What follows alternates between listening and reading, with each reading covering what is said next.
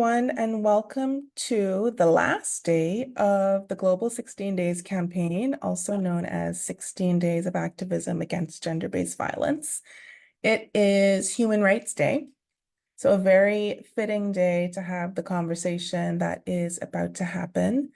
We are really excited to be joined by Falastine Dwikat from Palestine to talk about Palestine from 1948 to now. So in this conversation, we're going to get a little bit of historical context, get a better understanding of exactly what is happening in Palestine now, what has been happening since October 7th, and of course, long before then, and get to be able to connect it to our own context and get an understanding of what is needed from us, because we know that we don't live in this world by ourselves. As much as we might like to be in our own bubbles, our struggles are connected. So it would really benefit us and benefit people in Palestine and Palestinians who are outside of Palestine for us to pay attention and to see our own responsibility to pay attention to what's going on in the world and to respond to it in ways that are helpful. So to talk us through that, we have Palestine. And for those who are with us on Zoom, as you know, you can use the chat to participate in the conversation. If you're watching live on Facebook, you can put your comments there as well. We will read any questions without your names. And for those who are on Zoom, if you want to raise your hand because you want to speak, we will come to you and invite you to unmute that way. So I'm going to go right to you, Falastine. Please tell us a little bit about yourself. We're going to spend some time together, so let's get to know each other a little bit. Hi, Alicia. Hi, everyone. Well, my name is Falastine. I'm an activist based in Ramallah, Palestine. And throughout my life, I've got to campaign on several issues, and Palestine was at the center of that, and the intersectionality with other issues like race, environment, gender, sexuality, all of it. So lovely to meet you. Thank you all for being here today. Thank you so much for being here with us. I know it's pretty late your time, so really appreciate you accommodating this time for us. I guess to get us started, and this might seem like a strange question, but not all of us are very well, acquainted with maps. Can you tell us where Palestine is? Like, what part of the world are we talking about here? It's definitely not Pakistan, so just to clear that out, because a lot of the time, if I'm traveling and I meet strangers somewhere in the world and I tell them I'm from Palestine, and they're like, "Oh, Pakistan," I'm like, "No, it's a, a completely different country." Palestine is in the Middle East. Historical Palestine is what you might know now as Israel. Because what happened is that in 1948, um, the basically Zionist armed groups took Palestine by a storm, like very suddenly. They organized and they started attacking villages and towns and taking them over, and in the process, committing massacres and also forcibly displacing most of the population.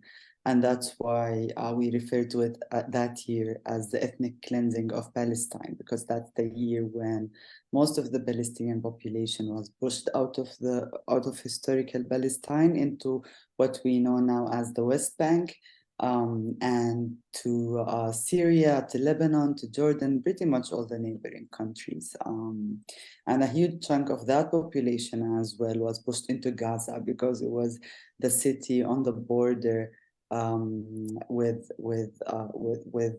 Egypt. And when the ethnic cleansing happened, they kind of focused on the north and the center, and people were pushed to both sides. And that's why until today, for example, like most of the population in Gaza Strip right now are actually Palestinian refugees from other homes and cities and towns that were pushed into Gaza.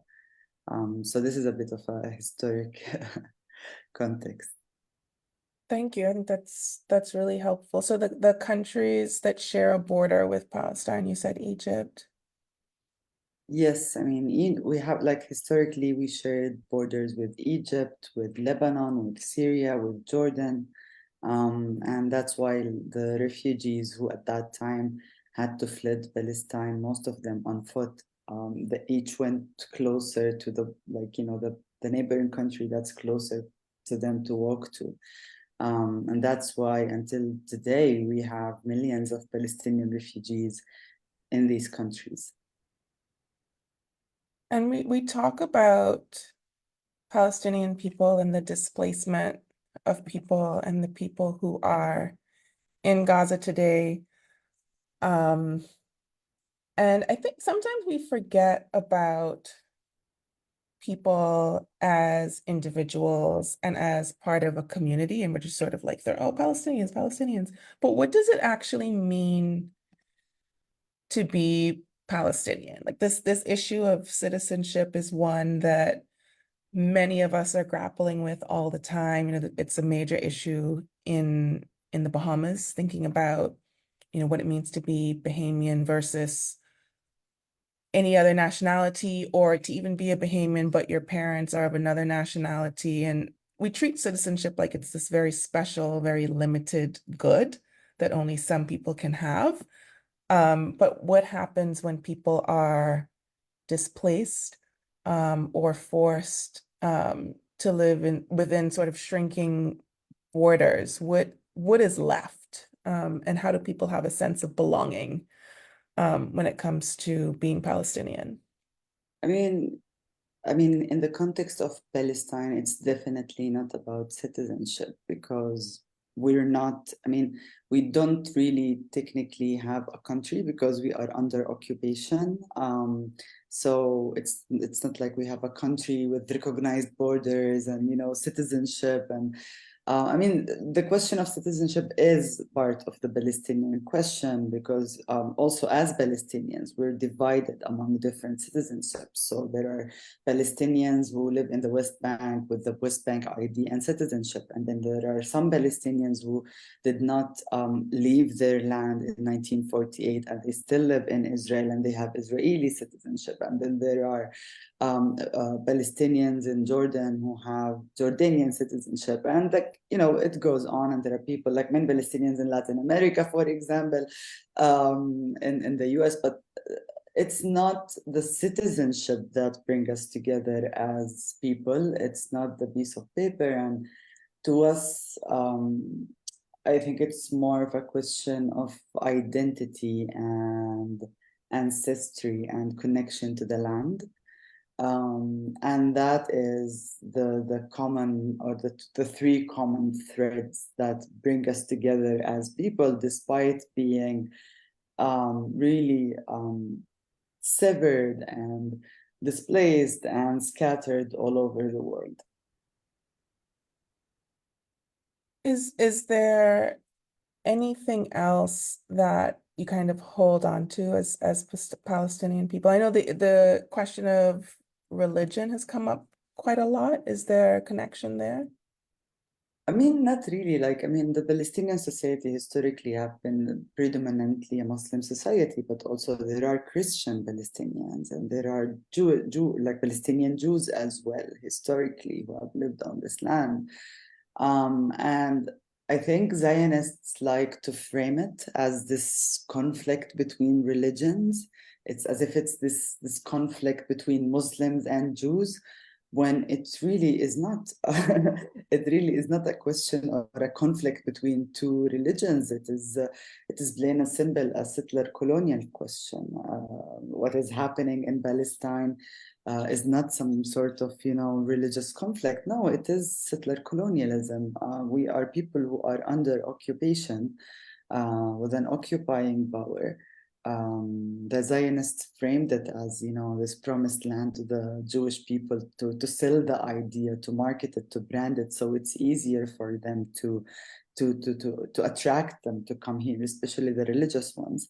But if you look at history, even the founders of Zionisms, they were agnostic, they didn't really believe. So really, and even looking at the political context today and people who are advocating for Palestine, and if we look, for example, about people who were leading the movement for ceasefire now for Gaza, and people who were really demonstrating and organizing around the world, especially in the US, most of these were Jewish allies, like, for example, Jewish Voices for Peace, which is a big organization and a community in the US who are constantly advocating for Palestinian rights.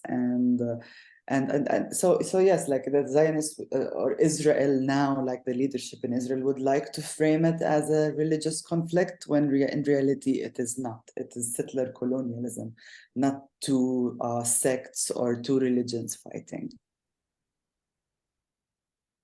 Yeah, I think that that's interesting to point out. Do you know, or do you have any ideas why it's being framed in this way?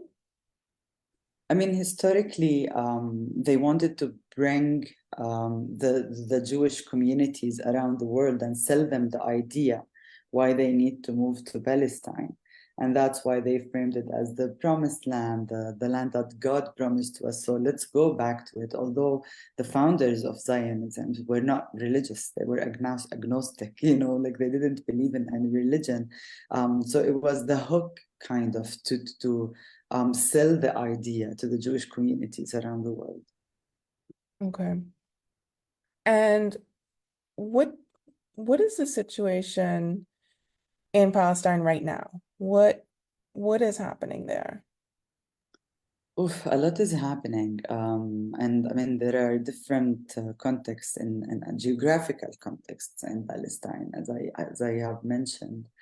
For example, where I live in Ramallah in the West Bank, I mean, we're not being bombarded or starved or left to die in the way that people in Gaza are. But for example, here we have other issues, like, for example, we have settlements and Israeli settler violence. Settlements are illegally built on Palestinian land in the West Bank. And they are filled with Israeli settlers who are funded by the Israeli government to be there, and they are very heavily weaponized. They all have guns, and there's been, for the past 3 years, it's been ongoing on and off for the longest time, but in the last 3 years, we've been seeing a huge rise of settler violence in the West Bank, as in these settlers coming out of their settlements, attacking Palestinian villages and attacking Palestinians in these villages and communities, burning their olive trees. So there is that happening in the West Bank. On top of it, the Israeli military forces habitually invade the West Bank and arrest people, and that's why up until this moment, we have more than 8,000 Palestinian political prisoners in the Israeli prisons, and a lot of these are children and women who were abducted from their homes and kept in the Israeli prisons without even going to court and under administrative detention, which means they have a secret file, so they cannot send them to court, but they get to keep them in prison for no reason whatsoever. So there is that also happening. So it's been very, and also it's been very tense here. For people, it's been very emotional, very devastating. It's been very hard to see what's happening in Gaza, where on the other hand, a genocide is taking place. Literally 2.3 million people, 1.8 million people out of them are homeless, literally homeless, sleeping on the street because they were forcibly displaced out of their homes in the northern part of Gaza. Because after the Israeli military and government decided to invade another part of Gaza to exterminate Hamas, And then they asked them to move south, where they claimed that it is safer and where aid will be allowed and food and water will be allowed, but that wasn't the case. And now, after they moved them south, they're pushing them against the western part of Gaza in the southern part. So literally, there are 2.3 million people squeezed in a very tiny piece of land where they can't have space to even stand up at this point.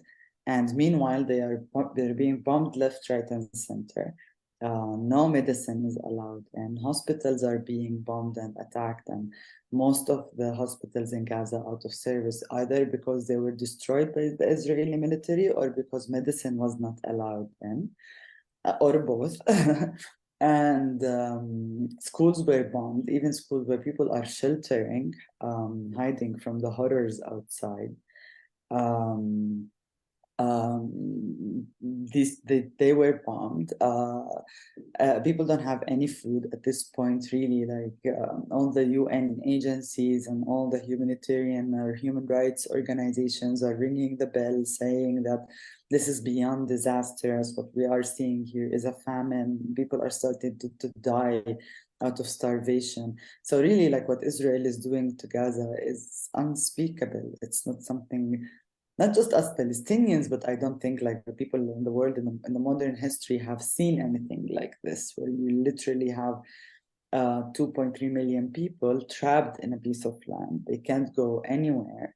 They're being bombed and being starved to death and being dehydrated. They're not being allowed to leave or go anywhere. And no food or water or medicine is allowed in. This is like a brutal medieval siege style happening in front of the world.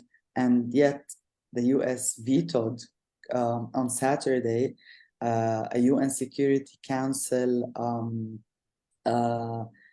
decision to cease fire in Gaza, to basically force the Israeli government to stop bombing Gaza. And all the countries around the world voted in favor.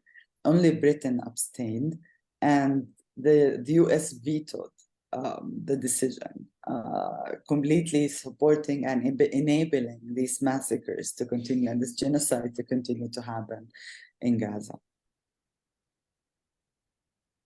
What does it mean for the US to take such a position? Uh, I mean, the US is a settler colonial state. I mean, it is a state that was built on genocide and slavery and, you know, erasing the indigenous population in Turtle Island and taking over the land and resources.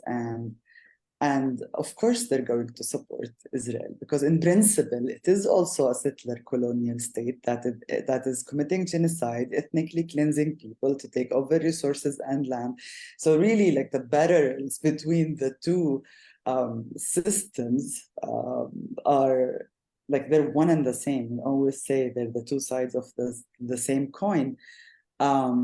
And besides, if we want to talk, you know, politically and, you know, the politics of it, like the Middle East is a region where historically, you know, the US always had their eyes on the oil and resources, and they wanted to make sure also that they have a strong presence in this region, like not just an ally, but literally a military base kind of situation for them. And Israel is technically that.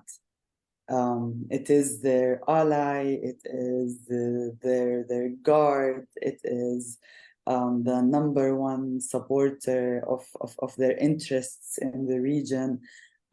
So that's why for all these years they have been the strongest allies. This, like Saturday wasn't the first time that the US have used the veto to protect Israel. This has happened. I can't even count it, but we can look it up. But it's more than 50 times, I think, that the U.S. Vetoed Security Council or UN decisions to save Israel when when the whole world was saying no, Israel doesn't get to do this, and then the U.S. raised their hand and say no, yes, they can. And this is exactly what's been happening for the past 2 months during this genocide in Gaza. I mean, literally, the whole world has been screaming ceasefire from day one. And then the US was just like cancel all of that, what everyone around the world is saying, and just full on support Israel, like the genocidal monster that we see, literally destroying um, cities and starving 2.3 million people right now. Yeah, I think it's one of those things where people read the news about Saturday and were surprised and not at all surprised, right? You're sort of in it's ridiculous, it's absurd. Also, it's the US.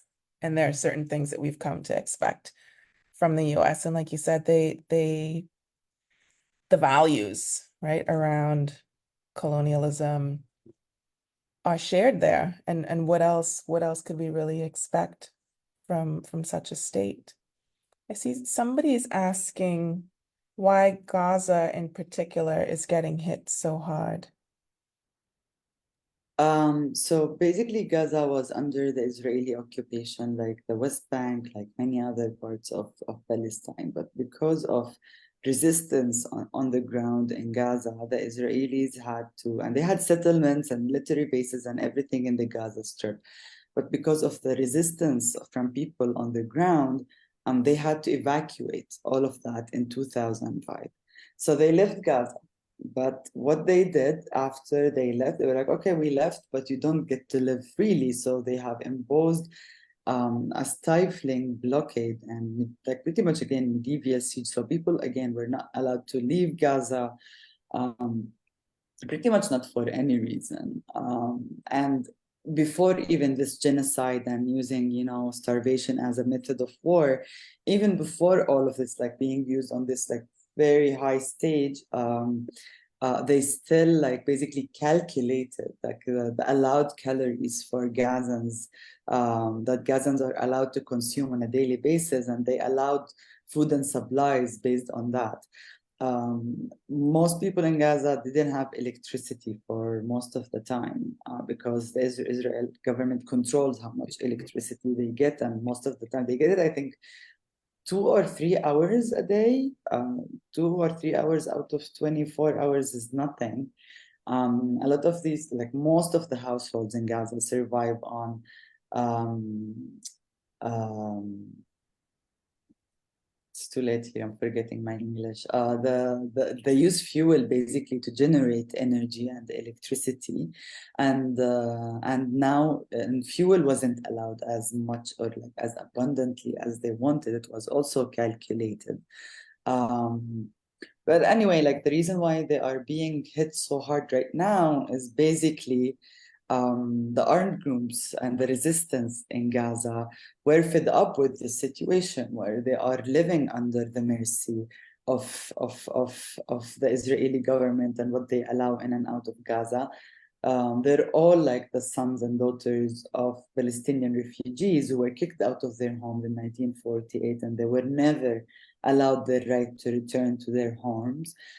So it's been literally like it didn't start on the 7th of October the way Israel wants to sell it. This literally started in 1948 when the parents and grandparents of these people were kicked out of their homes, and all the misery and all the oppression and all the pain they had to endure, ever since until today. And like basically what happened in October 7th is that people were suffocating inside Gaza and they tried to break out.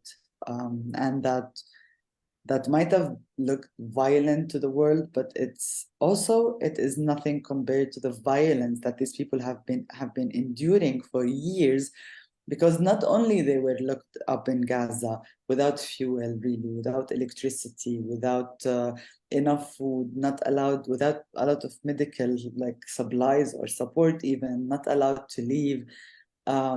They were also very casually bombed all the time. And this is not the first time Gaza is being bombed. Gaza was bombed or 6 or 7 times before. I mean, it was not as violent and as bad as it is right now. Like literally, the whole city is destroyed now.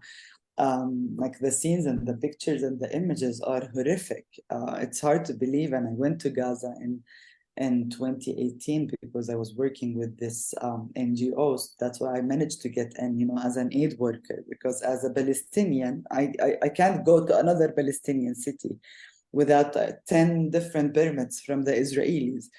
And I remember how it looked. It's a very beautiful city by the Mediterranean, and for me to see the images now of how it's just bombed, it's all in dust. It's absolutely heartbreaking. So yeah, I hope I answered your question why Gaza is being hit so hard, because basically these people have been trying to resist the occupation, and then the occupation would slam them harder, and it's been just like years of oppression that finally they just tried to break out of it, and it was really intense. And then now Israel is claiming, that they are like ISIS. We have to exterminate them. But I'm like, but like you've had chance to make peace with Palestinians. You have had chance to, give them their rights. You've had a chance to, um, treat them like equal citizens, give them their own state, let them be. And but yet you did not. And then now, um, just because they're reacting to all of this, structural colonial violence that's been happening for 75 years.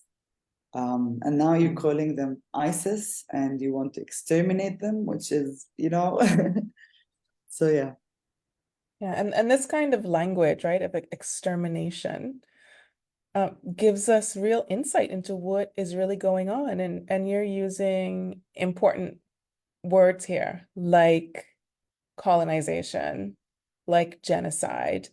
And we know that people are having this conversation in different places and sort of referring to it as a conflict, right? And not necessarily connecting it to the systems that are allowing it to continue, and the systems that are emboldening Israel and the countries that support Israel to continue along this path. But you also pointed out that this didn't start on October 7th. And if you do a quick Google and you try to figure out what's going on, you will see articles popping up about this being a 75-year-old issue that did not just start in 2023. Could you take us back to 1948 and help us to understand like what happened then? Like what was the change, and sort of how we got to where we are today? So basically, to be able to explain what happened in 1948, we have to go a little bit further back, because right before that, Palestine was under the British mandate. And you know how, all these colonial, like European powers, after basically they won the World War, they kind of divided the rest of the world among them. So we got so lucky, and we were under British mandate. And what happened during the British mandate, basically, like the whole idea of Zionism and, um, having like a home for the Jewish people, like all these like Zionist ideas already started evolving before even the First and the Second World War. And basically, at some point, Britain promised one of the founders of Zionism that, okay, we will just give you Palestine, although they were discussing Argentina as an option, and they were like as an option another country in Africa, but then they landed on Palestine because, as I said in the beginning of this talk, it was easier to sell to Jewish communities around the world as the promised land, because like Judaism started here as well. and like the Jewish existence and history is big part of Palestine. And then there was like the Christian history with the birth of Christ here in Bethlehem, and then there was Islamic history when like the Muslims came to Palestine. So like all these three religions have big histories here. So basically, it was easier to sell the idea to the Jewish community. So basically, what happened during the British Mandate is that after they promised Herzl, one of the founders of Zionism, that they will give them Palestine. During the British Mandate, Britain started, allowing different Zionists and Jews to come from all over Europe and settle in Palestine. And even if we go as far back as 1936, there is footage of Tel Aviv existing as a Jewish city. So that was way before the Nakba in 1948. And the thing is, at that time, Palestinians and Jews coming from Europe, they all lived like they sometimes got along, sometimes not. But they didn't, like Palestinians did not really see them as a threat, because they just saw them as people coming from Europe and living here, and there is no harm in that. And then people started, like Palestinians started to feel more alerted around about this, when these communities started to be very heavily weaponized by the British.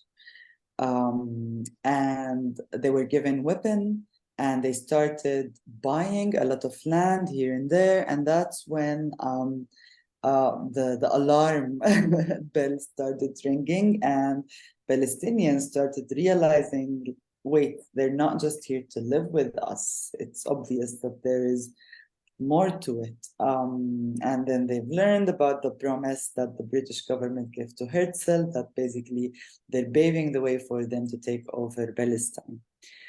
So anyway, like the British mandate, mandate sounds very soft and nice maybe, but actually it was an occupation. So also like Palestinians had to endure the British occupation, and there wasn't a lot of room to, fight two occupations at the same time. And basically the British government kept giving more weapons and power and authority to these Zionists, and until they basically formed armed groups and militias.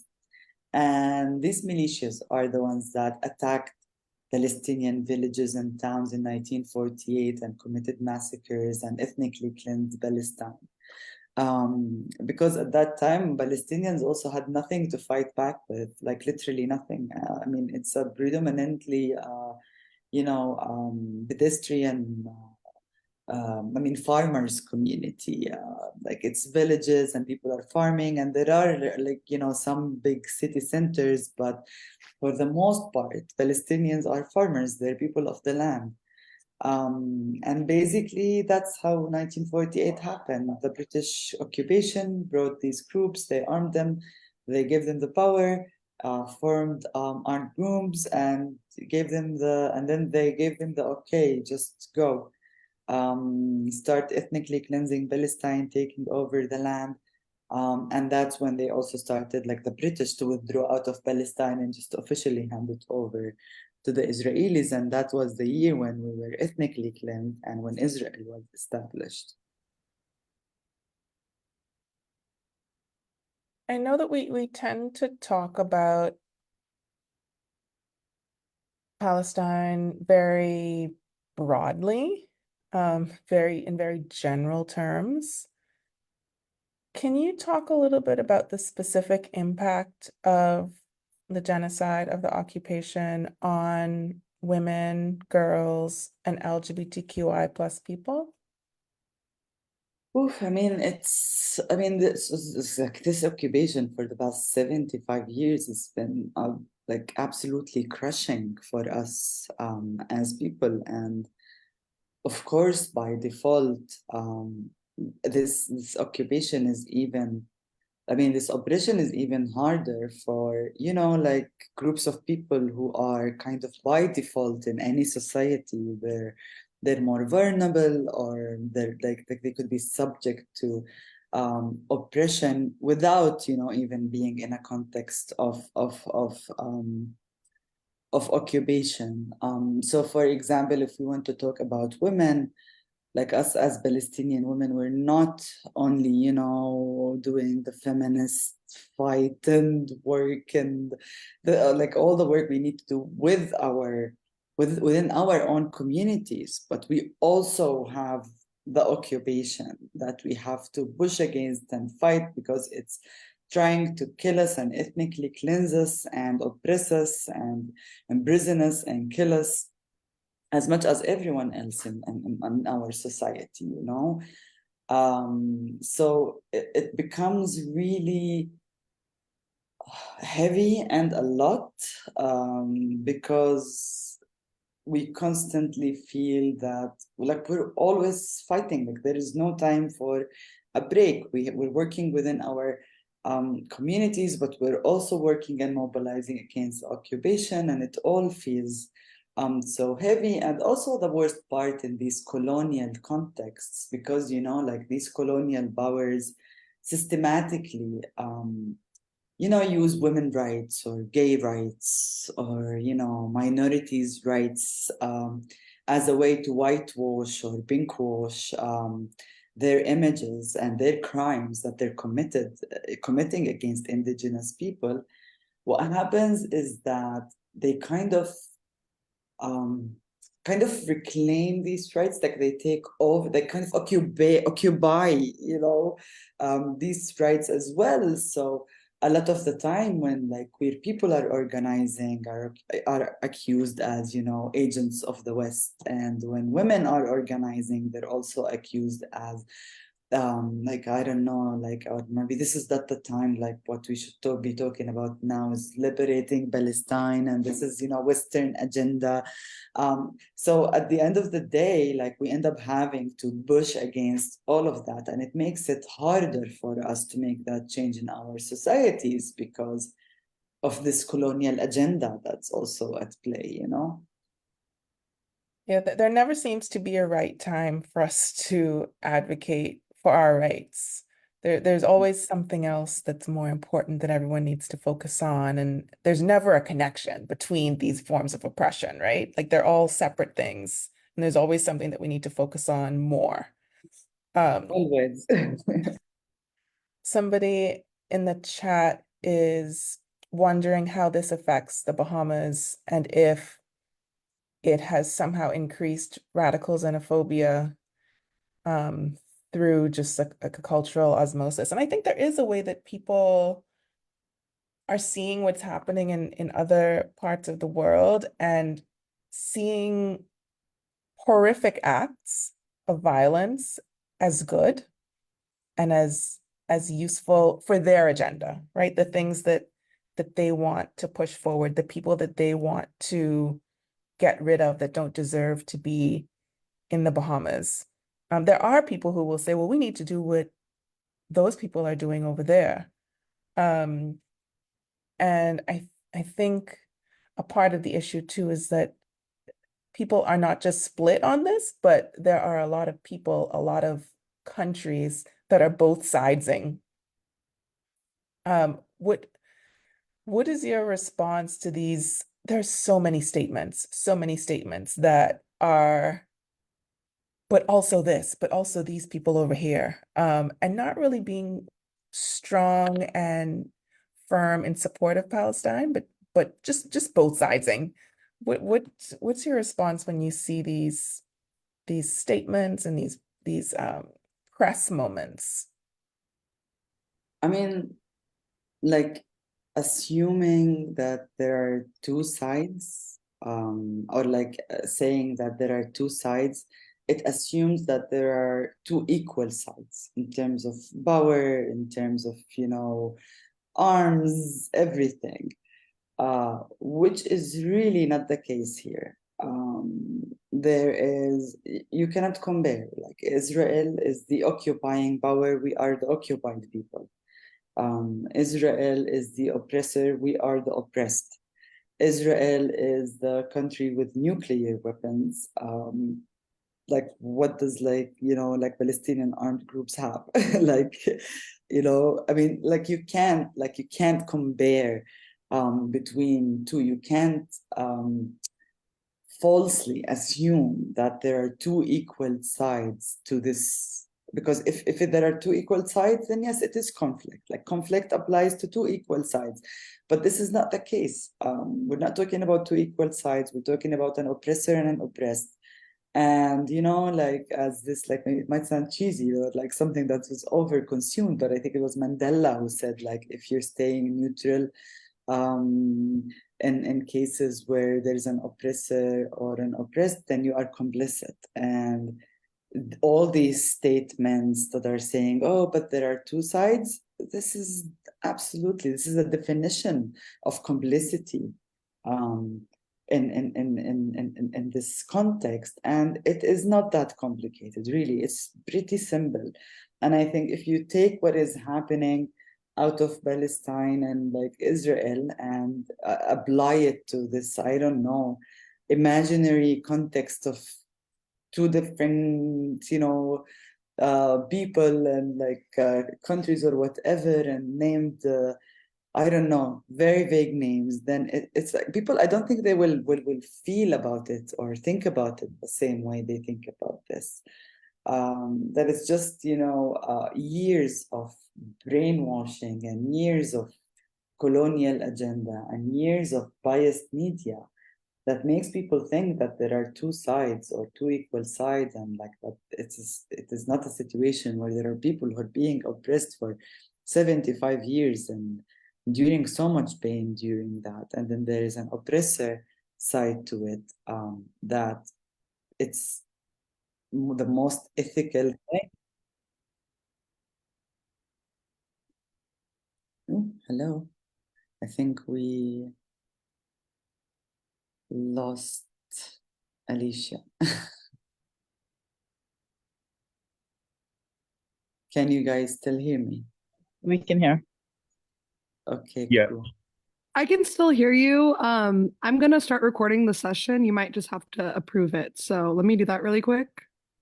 Sure. Okay, I should have sent you a request.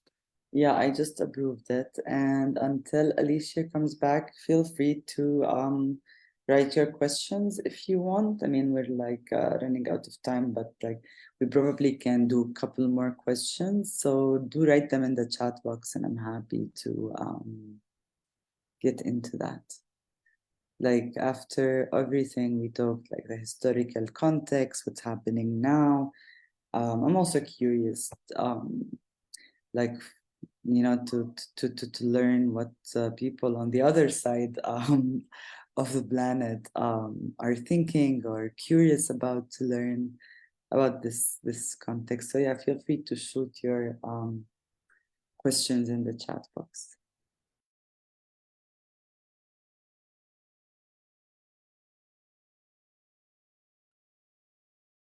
Could you share some insight on how people can support people in Palestine and Palestinians around the world? I mean, there are many different ways, and the Palestine solidarity movement have been growing, which is really a beautiful thing to see, that after we've endured all this oppression and in silence pretty much for 75 years, the world is really like opening their eyes to what's happening, and lots of people are showing a lot of solidarity. I mean, from outside of Palestine, there are several things that people can do. I mean, talking about the issue, refuting, Zionist agenda, like being clear about this with people. It's not that complicated, and it's not an equal side, and there is an oppressed and oppressor. And on practical steps, there is something that's called the BDS movement, the Palestinian-led boycott, divestment, and sanctions movement, and And basically, like this movement calls for boycotting Israeli products. Basically, this movement calls for boycotting Israeli products. It calls on academics and writers and students to boycott Israeli universities, because the Israeli universities is where all these policies and weapons are manufactured and designed to be used against us and kill us, and where all these discrimination and oppressive policies are also developed. Like this happens in Israeli academic institutions, and that's why we call for boycotting them.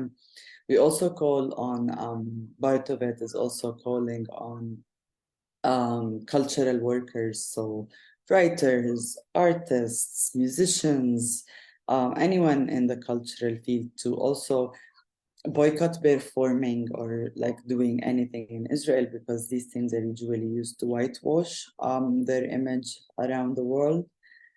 And also and basically not to accept any Israeli government funding, because also like big part of what the Israeli government do is that they fund lots of cultural and academic events and things around festivals and things around the world, as a way to basically also whitewashing their crimes and appearing this cultural haven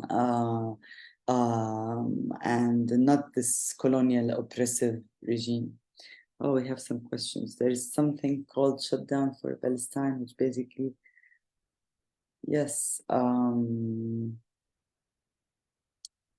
So basically, so this is happening tomorrow, actually. It's a global strike. And from what I've been hearing and reading today is that so many people from around the world are actually participating in this. And what people around the world, they're doing different things. Basically, lots of people are closing their businesses, lots of people are not going to work.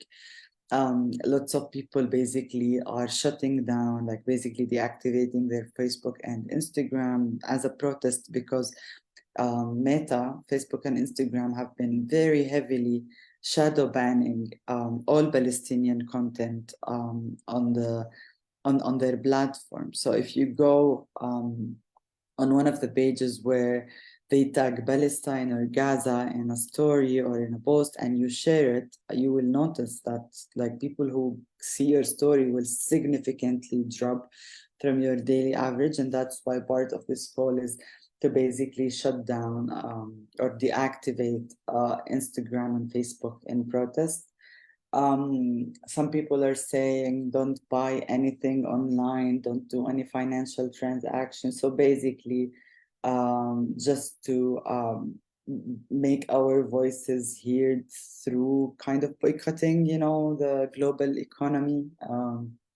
So, and lots of people are also there. There are so many demonstrations happening around the world. And if you want to do something with your own community, it doesn't have to be big. Like you can go to, I don't know, an important spot in your city with a couple of friends and just carry signs that basically use the hashtag ceasefire now and take photos, share them on social media. So there are many ways where people around the world can be involved in this like global strike and day of action, which is basically like the first one is happening. Now the second one actually is happening tomorrow in the past 2 months. And I think if this keeps dragging on and the genocide continues, I think we will see more of these as well. Welcome back, Alicia. We missed you. Thank you. Sorry, technology is fun. It's okay. So people were asking about shutdown for Palestine, and I just answered that. Yeah, I was at COP, the climate conference, for the past week, and there was an action there that I think was quite difficult for folks to get all the necessary approval to do it. But they found a really great spot on sort of the main lane when you're entering to one of the most popular zones of the conference. And there were lots of people gathered to watch, and they held, like you were saying, these huge signs that said ceasefire now. There were a lot of flags with the watermelon on them, and they read the names of people who had been murdered in Palestine over the last few months. Can you tell us about the significance of the watermelon? So basically it was so in 1987, the first Palestinian Intifada started, which was all over historical Palestine, because at that point, again, people were fed up from the Israeli occupation and the oppression they've had to endure every day. And during that time, the Israeli like basically like had occupation literally over every inch of Palestine. So the West Bank, Jerusalem, Gaza, everywhere. And during that time, they banned the Palestinian flag. And it was basically they could shoot you and kill you or take you to prison if they saw you carrying or having even the Palestinian flag at your home. So what happened is that like it started with a Palestinian artist who was like, okay, if we can't carry the flag, then they started, using the watermelon slice. And because it has all the colors of the Palestinian flag, so it has green, white, red, black, and ever since, the slice of watermelon became this symbol for Palestine and kind of like the substitute or code for the Palestinian flag, because throughout this occupation, like many things were banned, like the kofiyah was banned, like there was a caricature artist named Najil Ali, he was banned, like so many, like anything basically that presented the Palestinian identity was banned. We couldn't have it or use it or express it. And I remember like even like something as like a caricature book like that my brother had. And I remember like he used to like have this, like we had a backyard in our home, in my family's home, and he used to like dig a hole for the caricature book and hide it underground just in case the Israeli military would storm our house, so they wouldn't find it. So like that's the level of oppression we had to live with. Like that's how much we had to hide our identity or what we believe in. And that's why there are like throughout history there are so many codes or like symbols that developed. Part of that was also in music, because people were not allowed to explicitly discuss politics or things about their identity or Palestine. So there are all these like songs in our culture that are very coded, like that even when you hear them, they don't sound like Arabic, but it's like Arabic, but with some twists in sound. So not just anyone can understand what is being said. So yes, we had to develop lots of coping, uh,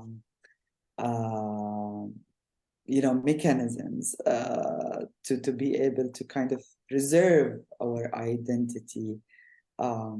What at times when it was banned basically by the Israeli occupation. Yeah, this is resistance in real time, right? Just figuring it out, figuring out how to work around just really absurd impositions and rules that try to take away what you still have, like that sense of community and that ability to communicate with each other, and to build sort of a solidarity among yourselves, right? So you have to have that first before you can get it from the rest of the world. And it's been interesting to watch solidarity grow across other countries.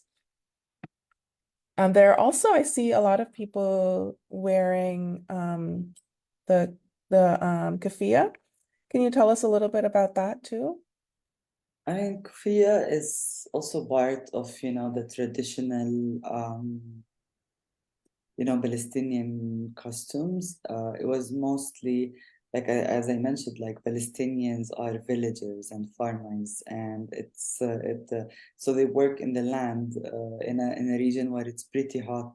So it was what they put on their head all the time when they're working in the fields, to protect their heads from sunstrokes and whatnot.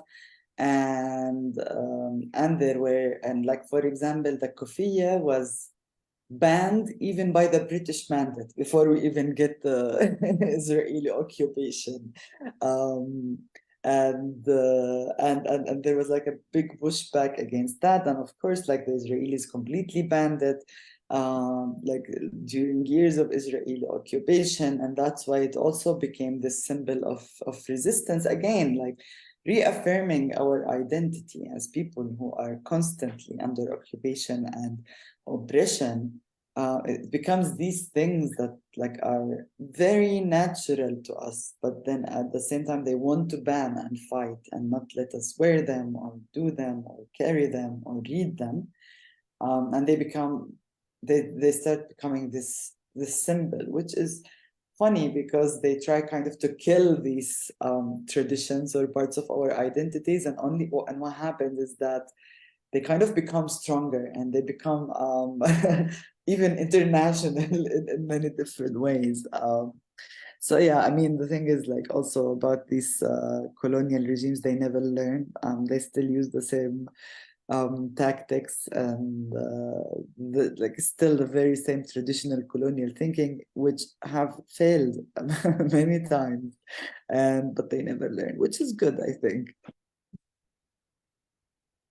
Yeah, I was in a training a couple of weeks ago and we were talking about the right and the need to constantly resist and critique and to pay attention to what's going on and the ways that we are always learning, right? We're always learning when we're in these spaces and when we're in especially multilateral spaces where we have to negotiate for our rights. And the speaker was saying, yeah, we also have to remember that they're learning too. Like they're learning from our tactics as well and from the language that we're using. And we see that in particular in the co-opting of language, right? The way that they use the language of human rights and of activism against us. But it's really interesting what you just said, that colonialism really hasn't changed. It it looks the same. And we use the term neo-colonialism, but really it's just continued colonialism. There are really I mean, not, neocolonialism is colonialism, but like they sugarcoat it with human rights. yeah. But in essence, not much has changed. It's a very thin layer. Crash it and it falls very, very easily.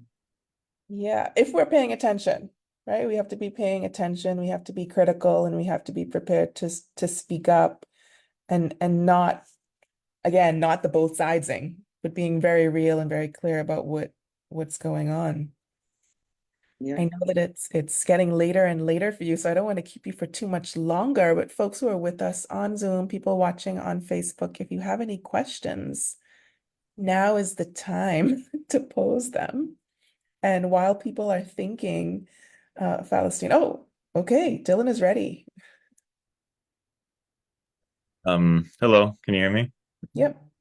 I wanted to ask you about the shutdown, the shut it down for Palestine thing. I don't think you were here for that, actually.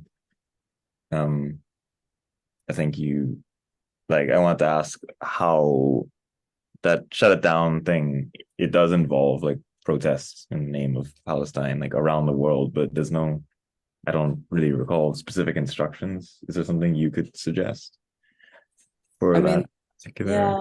I mean, the thing is, like, because like, the world is like, there are many different contexts. So when they are, like, for example, what it looks like in Palestine is different from what it looks like in Lebanon. It's different from what it looks like in Jordan, different from what it looks like in the US. So basically, it's kind of like agreed on this global strike, day of strike for Palestine, and kind of the organizers left it for, you know, people in their own context to pick what is possible, like ways that are possible for them to participate. Like for like someone like you could be just like simply as going on your social media and say, I stand with Gaza, or end the genocide, or ceasefire now. You know, it could also be something that is that simple, because of course we acknowledge like not everyone around the world would be able to shut their businesses and not go to school, and you know, just have life completely on pause for a day. So yeah, I would like encourage you, if you're interested, as I said, like you can, like, I don't know, do a little protest or action. You can maybe like that would be the day for you to be more vocal about this on social media. It could be something where you just talk to people more about it. I don't know, you yourself decide not to go to work and tell them I'm striking for Gaza and Palestine. You know, like it's whatever is possible for people in their own context that they can do to show solidarity and voice their support for a ceasefire now in Gaza. Just go for it, you know. Yeah, social media posts using the hashtag, linking to resources that are available. There are quite a number of resources that kind of break this down and help people to understand what is happening now and the historical context that can be used. Falastine, before you go, could you talk a little bit about the boycott, divest, sanction movement? We did actually talk Oh, you did about. mention that. Okay, great. I did, Okay. and like I mentioned, like it's about you know, economical boycott, cultural and academic, and sanctions, which is more, you know, a diplomatic tool. Yeah, and the way that I think we have to get more intimate with our money and understand that the way that we spend and where we spend and where our money goes matters. And it's something that we do have more control over than we think about. And it's important to pay attention to all of these different corporations and their positions and where their money is actually sitting. So I definitely encourage people to look at that more closely. You can go to the website bdsmovement.net to get more information about the different corporations and the different actions that are being proposed or that we're being called to participate in. Does anyone else have any questions? Any comments?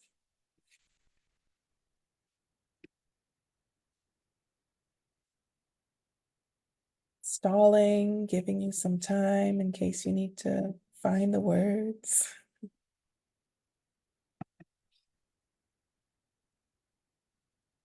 Dylan? Yeah, I guess another question. How to make how what's the way to make like Bahamians understand what something like the hashtag ceasefire now means? Like how to, because it's not, I don't really hear, none of my friends really talk about it.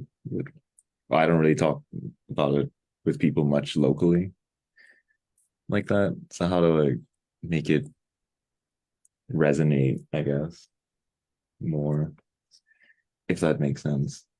Yeah, I mean, I'm not very like I'm not familiar with what's going on with media, for example, in the Bahamas, and how is this also like how people would understand what ceasefire now means.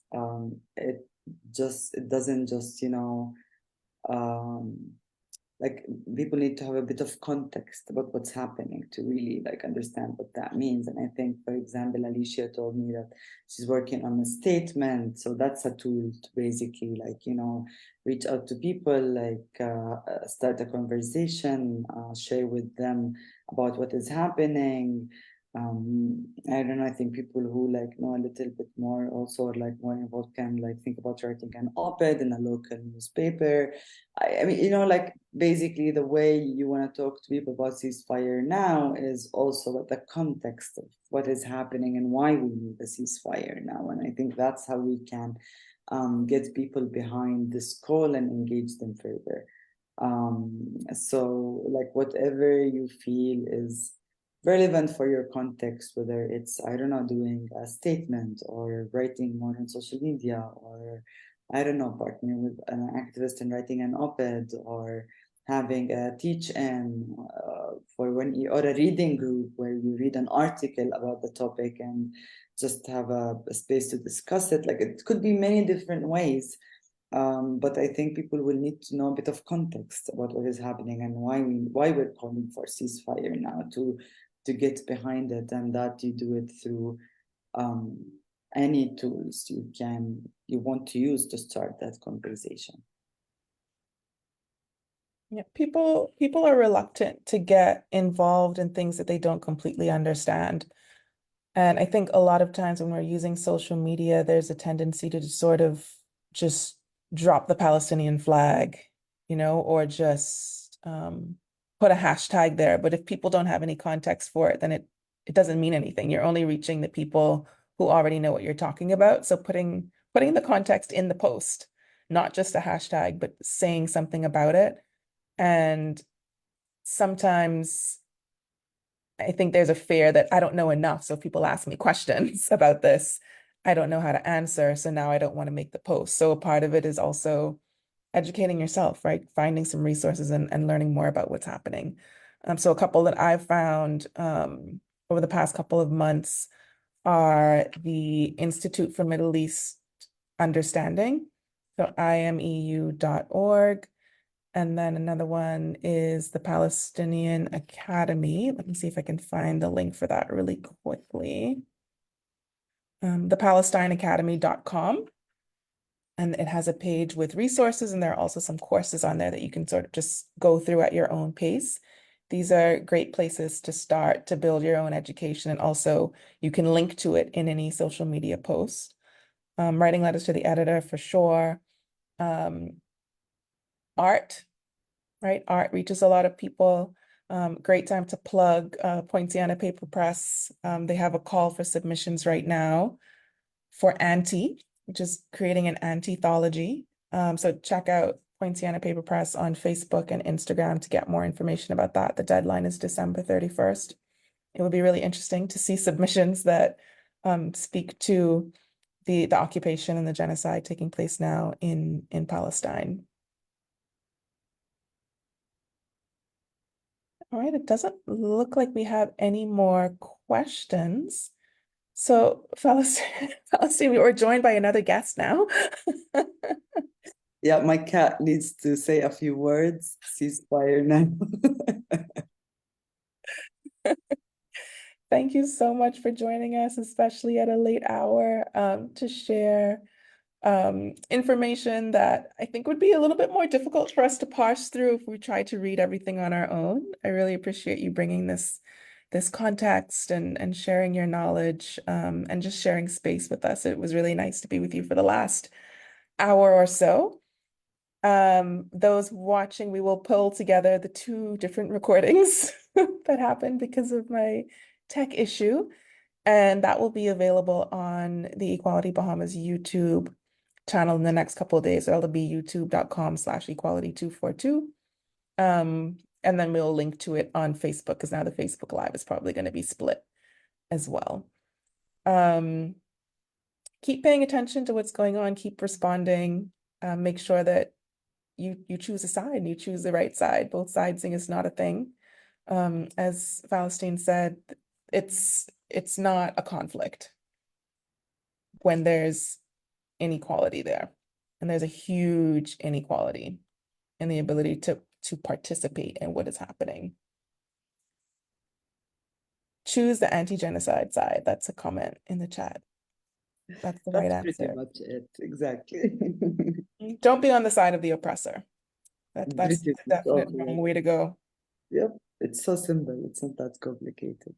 But yeah, thank you all. Thank you for having me, and thank you for your time today. This was a good conversation, and yeah, good luck with everything. Keep talking about Gaza, and things are really hard now, but hoping for a brighter future. Most definitely. Most definitely. Thank you so much. Thank you, everyone. Remember to be a part of the global solidarity, make some moves, do some things, make some statements, be really clear about it, and even having conversations with your friends, right? At university, between classes, the holidays are coming up. You might be spending more time with your family. Might not be fun to do, but do it anyway. Make them uncomfortable, make them think and challenge the ways that they might be thinking, especially if they're on the wrong side. Right, we have a few hours of the weekend left, so enjoy the rest of it and have a great week ahead, everybody.